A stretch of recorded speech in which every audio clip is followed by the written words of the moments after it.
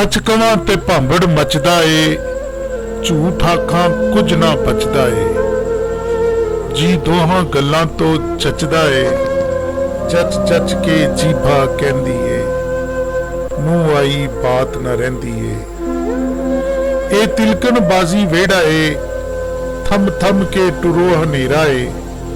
वड़ अंदर वेखो केड़ा ए, किवें खलकत बाहर डुडेंदी ए, मूंह आई बात न रहिंदी ए। जिस पाया भेत कलंदर दा, राह खोजिया अपने अंदर दा, ओ वासी है सुख मंदर दा, जिथे कोई न चढ़दी लैंदी ए, मूंह आई बात न रहिंदी ए। एक लाजम शर्त अदब दी ए, सानू बात मालूमी सब दी ए। हर हर विच सूरत रब दी ए, किते जाहिर किते छुपेंदी ए, मूंह आई बात न रहिंदी ए। असां पढ़िया इलम तहकीकी ए, उथे इक्को हरफ हकीकी ए, होर झगड़ा सब वधीकी ए।